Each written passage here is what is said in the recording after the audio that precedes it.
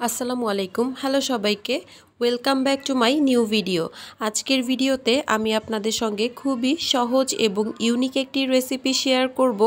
গাটি কচু বা কচুর মুখী আমরা সবাই চিনি। এটাকে চিংড়ি মাছ অথবা ইলিশ মাছ দিয়ে রান্না করলে খেতে খুবই ভালো লাগে।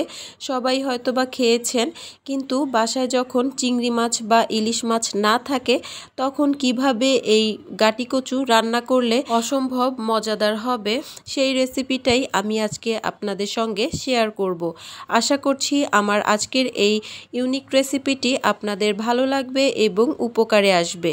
স্কিপ না করে ফুল ভিডিওটি দেখার অনুরোধ রইল, কারণ আমি ভিডিওর মাঝখানে অনেক টিপস অ্যান্ড ট্রিক্স শেয়ার করব। প্রথমেই আমি এখানে 1 কেজি গাটি কচু নিয়েছি। এটাকে খোসা ছাড়িয়ে তারপর ভালো করে ধুয়ে নিয়েছি। গাটি কচু খোসা ছাড়ানোর পর কিন্তু খুবই কমে যায়। দেখতেই পাচ্ছেন এখানে যে 1 কেজি মনেই হচ্ছে না। গাটি কচুটাকে আমি একটা পাত্রের মধ্যে নিয়ে নিয়েছি, যে পাত্রে আমি এই রান্নাটা করব। এরপর এর মধ্যে অ্যাড করেছি একটা আলুটাকে আমি ছোট ছোট করে কেটে নিয়েছি, খুবই পাতলা পাতলা করে। আর গাটি কচুটাকেও আমি গোল গোল করে পাতলা পাতলা করে স্লাইস করে নিয়েছি।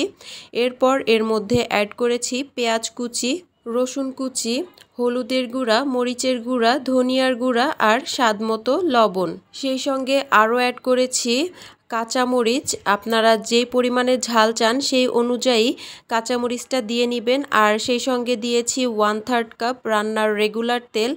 এরপর সব কিছুকে খুব ভালোভাবে হাতের সাহায্যে মেখে নিয়েছি। খুব ভালোভাবে কচলে কচলে মেখে নিতে হবে। যখন গাটি কচুটা একটু নরম হয়ে আসবে তখন এর মধ্যে পানি দিয়ে দিতে হবে। খুব বেশি পরিমাণে পানি দেওয়ার দরকার নেই। গাটি কচু সেদ্ধ হতে কিন্তু খুব বেশি পানি লাগে না। আর এটা যেহেতু একদমই শুকনো শুকনো হবে, সেই ক্ষেত্রে অতিরিক্ত পানি দেওয়ার দরকার নেই।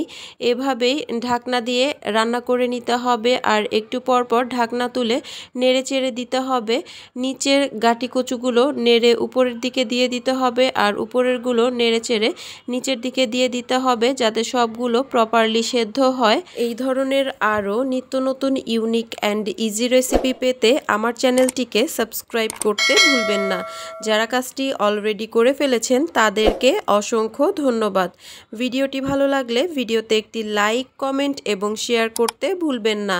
আপনাদের একটি লাইক, কমেন্ট এবং শেয়ার আমাকে নতুন নতুন আরও অনেক ভিডিও করার উৎসাহ যোগায়। যখন গাটি কচুগুলো খুব ভালোভাবে সেদ্ধ হয়ে যাবে তখন এর মধ্যে দিয়ে দিতে হবে ধনেপাতা।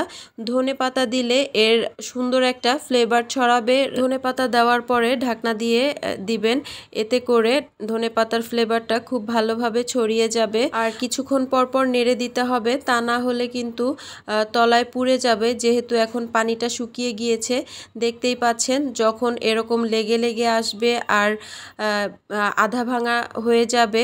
দেখতেই পাচ্ছেন কিছু গাটি কচু আছে একেবারে আস্ত, আর কিছু ভেঙে ভেঙে গেছে। এই পর্যায়ে যখন চলে আসবে তখন বুঝতে হবে রান্নাটা একদমই কমপ্লিট হয়ে গিয়েছে। দেখতে যেমন সুন্দর হয়েছে, খেতেও কিন্তু তেমনই টেস্টি হয়েছিল। গরম গরম ভাতের সঙ্গে এই একটা রেসিপি যথেষ্ট। আল্লাহ হাফেজ। Thanks for watching.